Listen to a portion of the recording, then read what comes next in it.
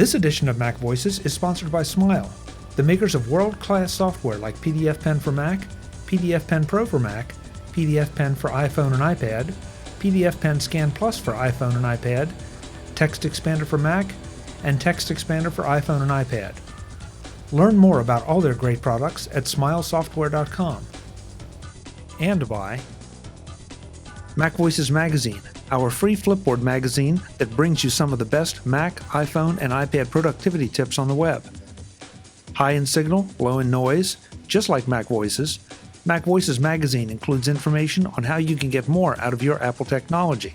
Subscribe at macvoices.com/magazine or search for MacVoices Magazine on Flipboard. Welcome to Mac Voices. This is the Talk of the Mac community, and I'm Chuck Joyner. Folks, it's April, and that means one thing to me anyway, and that's NAB in Las Vegas. I'm looking forward to going for at least a few days to learn and to meet people and also to have a little fun along the way. Some folks aren't able to go for some reasons. Some are only maybe going to be there for a very brief time. That's why I wanted to get Mike Woodworth on of Divergent Media, because he has some things to talk about, but he's not going to be there very long. Mike, it's great to have you. Hey, nice to meet you, Chuck. How you doing? I'm good. So I'll let you explain why you're not going to be at NAB very long this year. Yeah, we have a new baby, so I'm going to make it for just one day. I'm coming down in the morning and heading back at night, but I'll get to the super meet, which is always a good time. Absolutely. Joe Flora, and that's about it this year. Yeah, well, it sounds like you have the best reason of all, so congratulations. Yeah. Given that, though, I knew we wouldn't get a chance to meet up in Las Vegas, and I wanted to have you on to talk a little bit about some of your new release software and where it falls. This kind of intrigues me because I think it can hit anyone from the semi-serious amateur to the professional. So I'll let you talk about EditReady and what it does.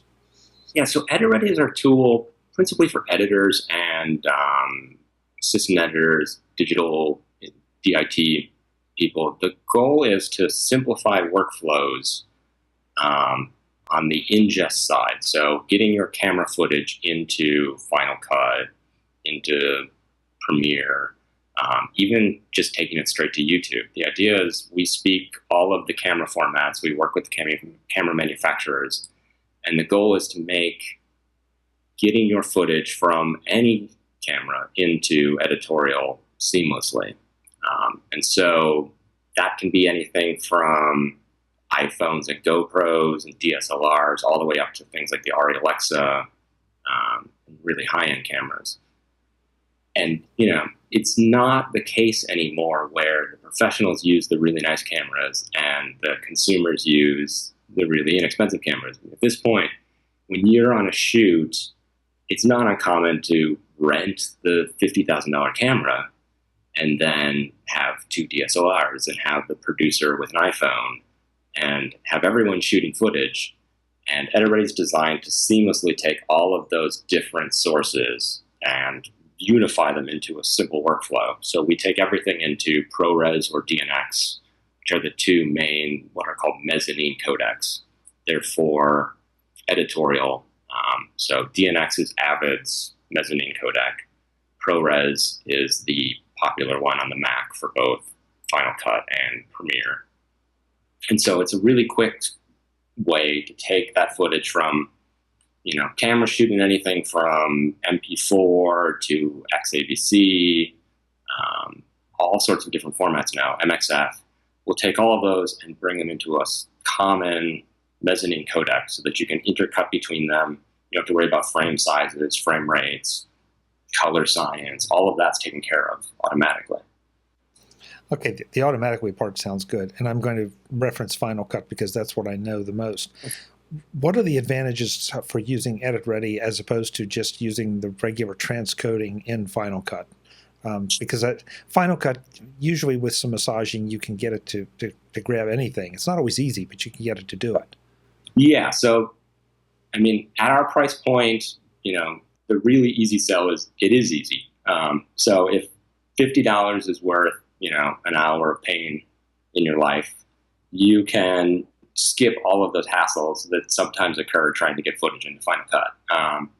We're also, for people with larger setups, there's an advantage to doing the transcoding on a secondary machine. So we have a lot of people who are in more of an editorial workspace where they have multiple machines on shared storage. And so you can have one machine doing the ingest and the transcode to shared storage, and then later link all that media in Final Cut and not bog down your editorial machine. We also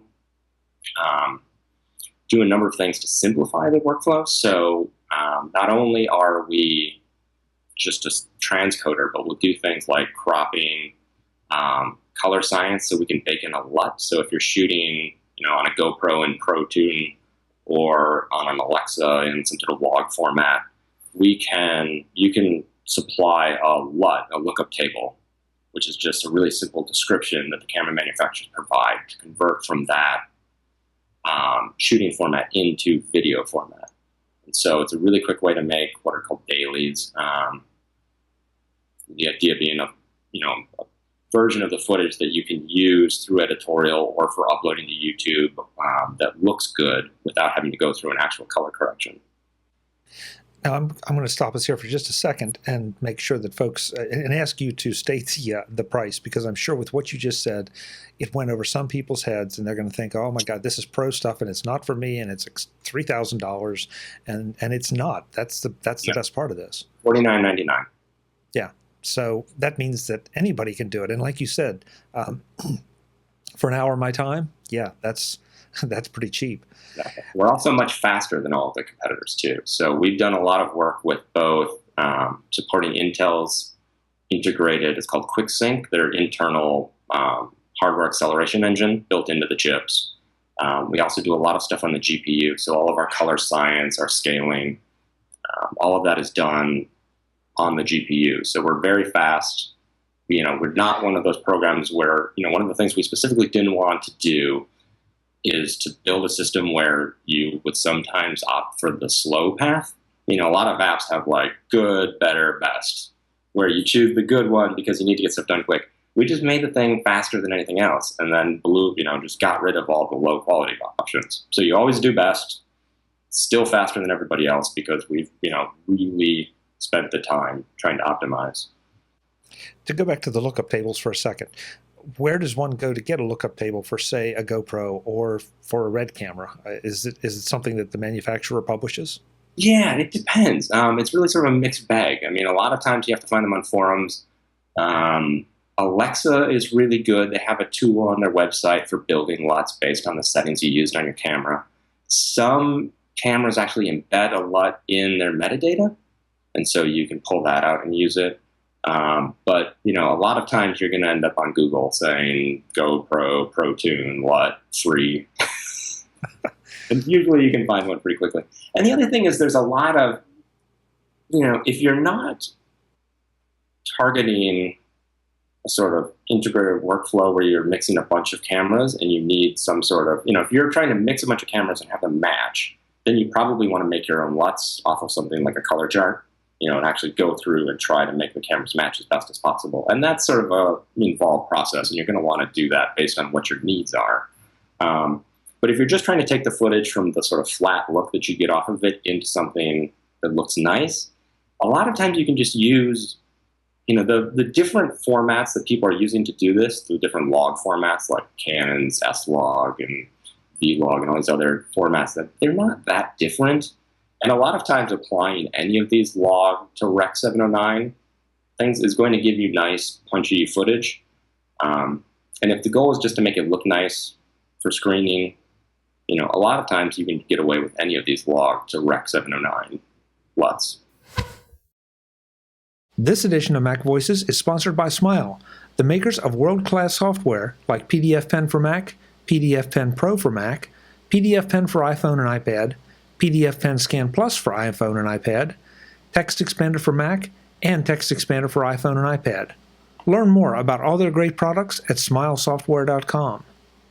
Smile has just released Text Expander 6, an update to their text expansion utility that boasts quite a few new changes to one of my favorite productivity apps.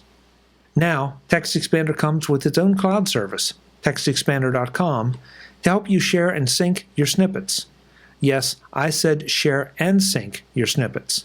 Snippet sharing is an exciting new feature from Smile.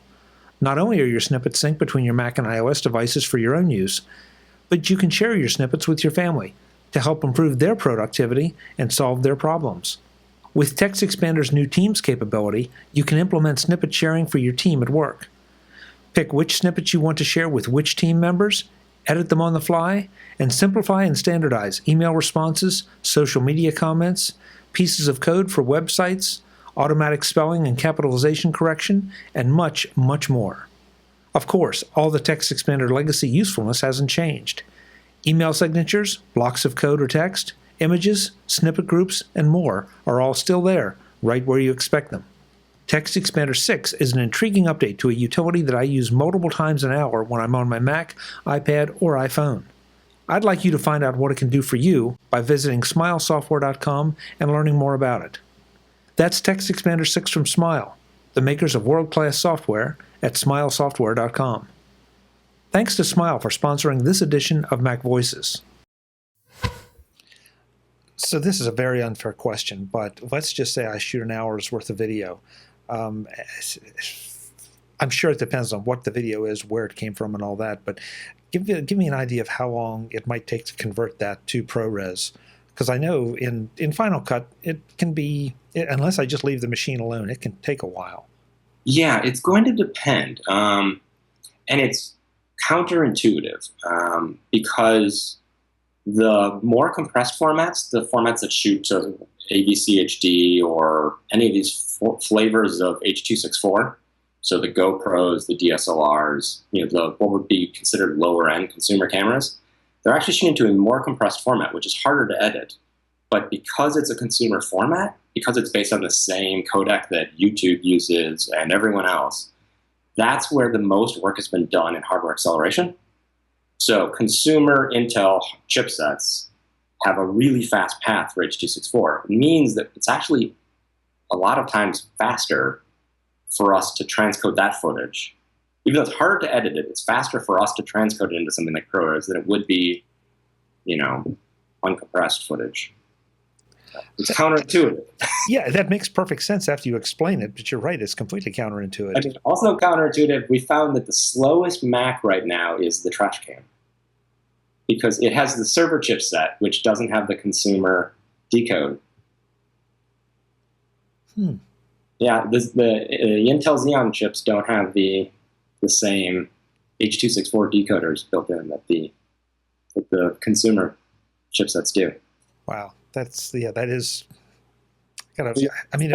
It's interesting when you sort of end up in this cross section of things that are very market driven and wide adoption like H.264, and then all of these other more pro niche things.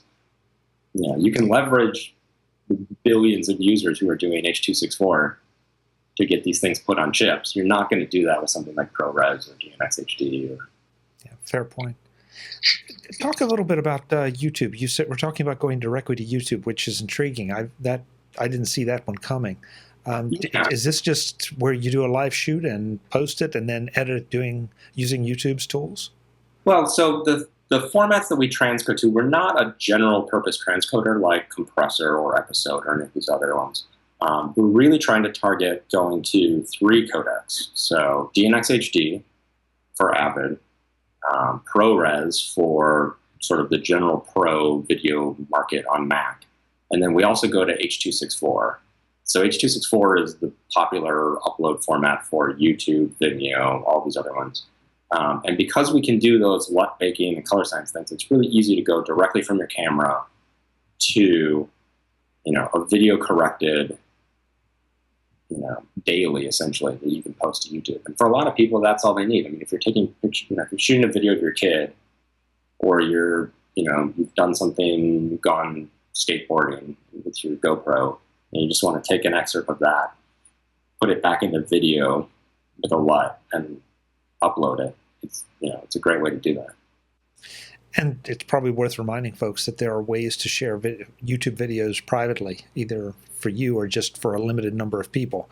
And that would be a perfect use for this. That way I'm not having to try to figure out how to upload it to someone and they've got to figure out how to download it. I just put it up there, put it behind whatever security I want to, or passwords or access, and it's there and ready to go. Sure, yeah. Now, I was reading the press releases for this and for EditScope. Excuse me, for ScopeBox.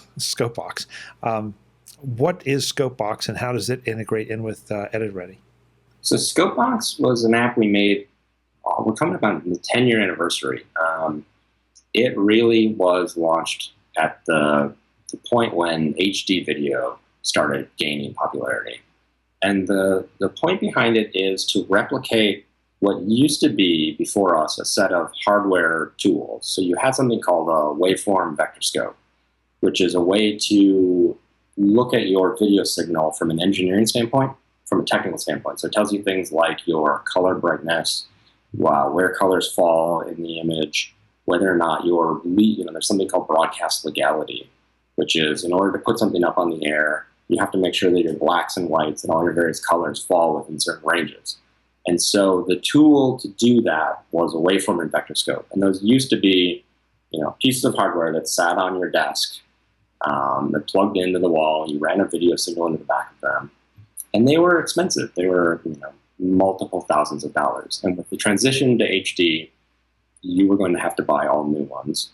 And they were going to be even more multiples of thousands of dollars. And so we looked at the sort of availability of low-cost capture hardware and the power of computers at the time and said, this can all be done in software now. You can buy a third-party capture card, run a video signal into a Mac, and replicate all of the functionality of that dedicated hardware, and then just do it on an off-the-shelf Mac computer that you can use for other things when you're not doing, this technical thing periodically. And so ScopeBox was born of that need for everyone upgrading their hardware from SD to HD. We take video signals in from third-party cards like AJA or Blackmagic. We do USB, PCI, Thunderbolt devices now. We do direct FireWire connections, which aren't really the thing they used to be. And we'll give you preview monitor, so just like a little TV that has all the settings that you would have on a regular monitor. We do overlays, so you can do things like framing with, you can bring in a Photoshop file and put up lower thirds or do stuff to frame around,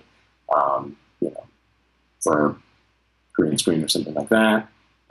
We have the waveform vector scope, a number of tools that we've invented over the years to make life easier in very specific situations. So what we're finding now is scopes used to be about this very technical thing. I need to make sure that I can broadcast this video. Now, that's not, with YouTube and digital deployment and everything, that's less of an issue. What's happened, though, in the market is there are more and more people doing high-end color work. Even people at home saying, I want to color correct my footage and make it look nice. And these scopes can also be used as creative tools for matching shots and making sure that you're not losing detail in your shadows or your highlights, making sure that, the shots are balanced and they flow well from one to another. And so we've really started to focus on these more creative uses of the tool. So where we used to be an engineering tool that sat, in the back room, we're now in a lot of color correction bays on set being used for these more look-based things. Does my footage look nice? If not, how, it's a tool to diagnose why things look wrong, because your eyes are very good at deceiving you. And so it's a quantitative view of that footage. Now, does this integrate in with EditReady so that you make the adjustments before the transcode and then spit it all out? Or is this a little bit different workflow than that? Yeah, so we work with ScopeBox has a functionality built in called ScopeLink, which is our way to scope. So we do those third-party capture devices to bring a live video signal in.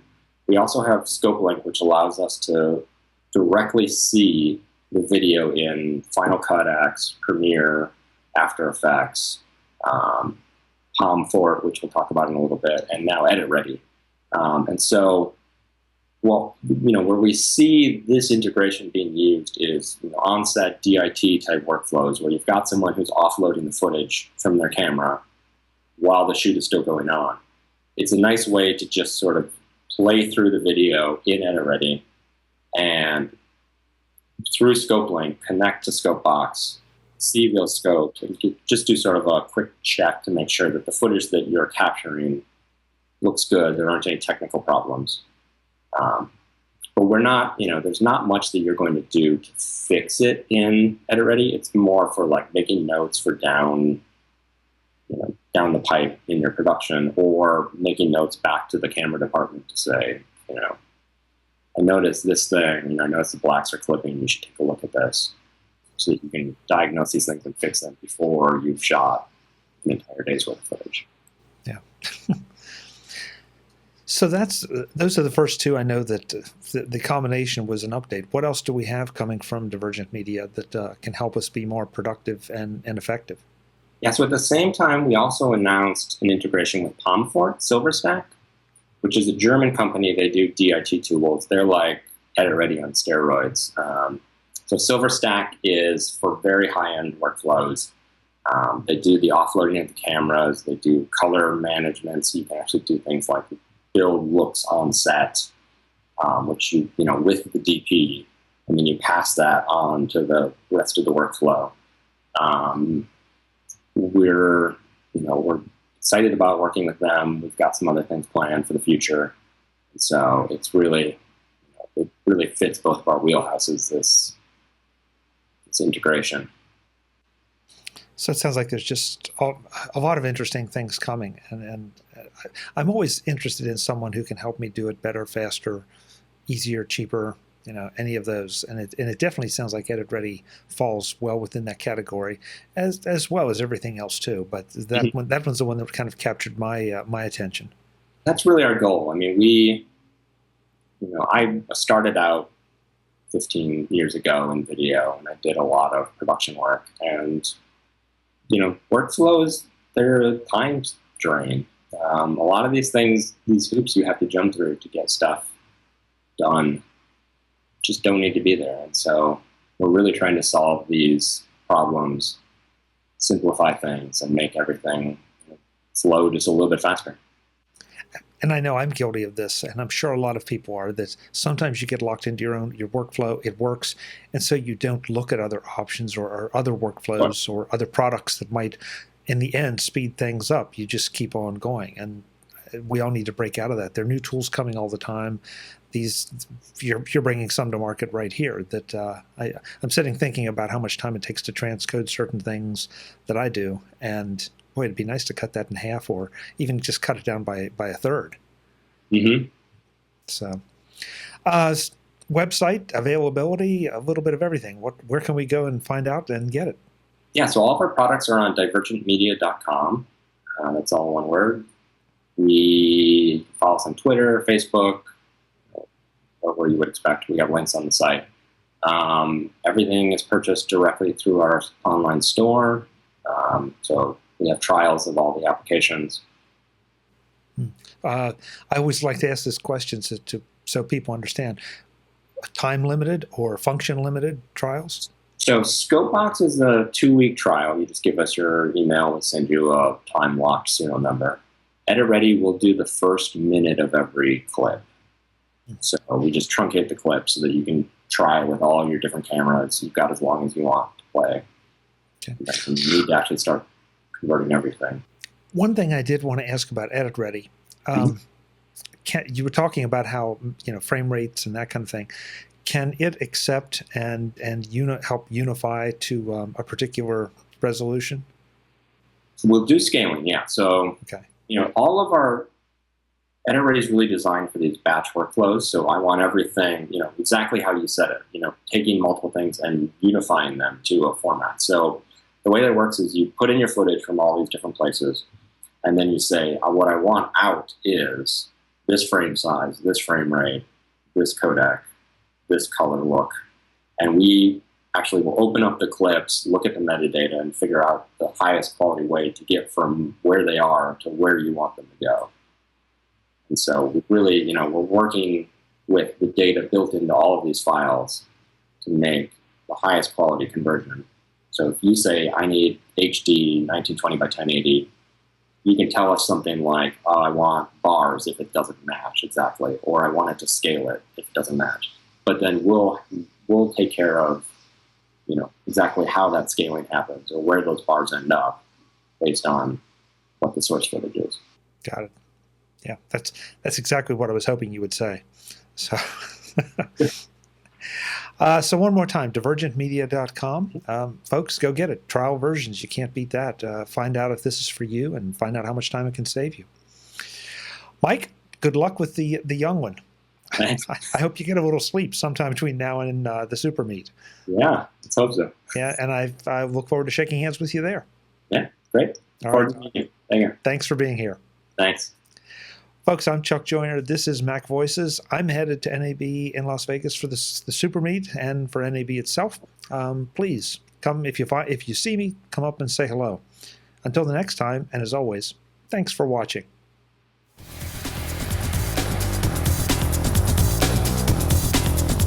Visit MacVoices.com for links, show notes, to subscribe, to connect with Chuck on Twitter, Google+, YouTube, Facebook, LinkedIn, and the MacVoices blog.